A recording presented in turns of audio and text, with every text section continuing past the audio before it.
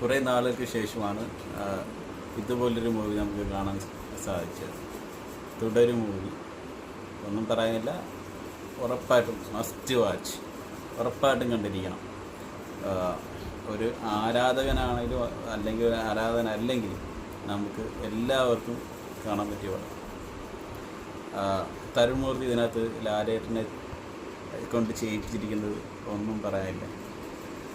നമ്മൾ എങ്ങനെയാണോ ലാലേട്ടനെ നമ്മൾ കാണാൻ ആഗ്രഹിച്ചത് അതാണ് ഇതിനകത്ത് ഉള്ളത്. പഴയ ആ ലാലേട്ടൻ, വിൻറ്റേജ് ലാലേട്ടൻ, അട്ടിപ്പൊളി. വേറൊരു കാര്യം, ഇതിനകത്ത് ഇതിനകത്ത് പുതിയൊരു വില്ലനാണ് വന്നിരിക്കുന്നത്.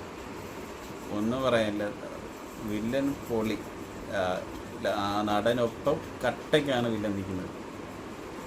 അതാണ് ഇത് പ്രധാനം. വില്ലൻ അടിപൊളിയായപ്പോൾ അതിനകത്ത് ലാലേട്ടൻ.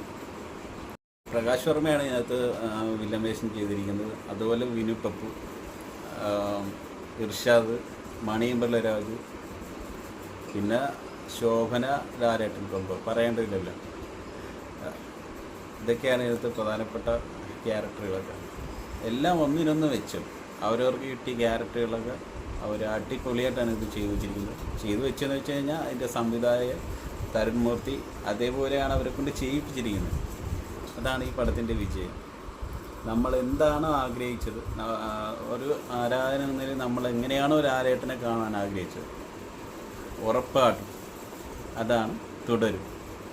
ഉറപ്പായിട്ടും തുടരും പോയി കാണുക. വേറൊന്നും പറയാനില്ല. സാധാരണ ഒരു ഫാമിലി പടം എന്നുള്ള രീതിയിലാണ് ഈ പടം കാണാനായിട്ട് പോയത്. പക്ഷേ അതിക്കും മേലെ നമ്മൾ ലൂസിഫറോ ഒക്കെ കണ്ട് എനിക്ക് ആ ഒരു ലാലേട്ടൻ്റെ ഒരു പെർഫോമൻസ് ഉണ്ടെങ്കിൽ എനിക്ക് അത്ര തൃപ്തിയായിട്ട് എനിക്ക് തോന്നിയില്ല. 2024 മിക്ക പടങ്ങളും കൂടുതലായിട്ടും അത്ര വിജയം ഉണ്ടായില്ല. പക്ഷേ ഇതങ്ങനെയല്ല. 2025 പുള്ളി അങ്ങ് എടുത്തു. ഇതിൽ ഫസ്റ്റ് ഹാഫ് വരെ കോമഡിയും എല്ലാം ഒക്കെയാണ്, ലാലേട്ടൻ്റെ ക്യാരക്ടറും എല്ലാം. പക്ഷേ സെക്കൻഡ് ഹാഫ് എത്തുമ്പോഴത്തേക്കും കഥ മാറും. പിന്നെ അങ്ങോട്ട് ഒരു രക്ഷയില്ല. തുടക്കം മുതൽ ഒടുക്കം വരെ നമ്മൾ പിടിച്ചിരുത്തിക്കളയും. അതാണ് പടം. ഇങ്ങനെ വേണം ഒരു പടം ചെയ്യാൻ. ഇതിലും മേലോട്ട് വെക്കാനില്ല. മറ്റൊരു വീഡിയോ ആയിട്ട് നമുക്ക് വീണ്ടും കാണാം.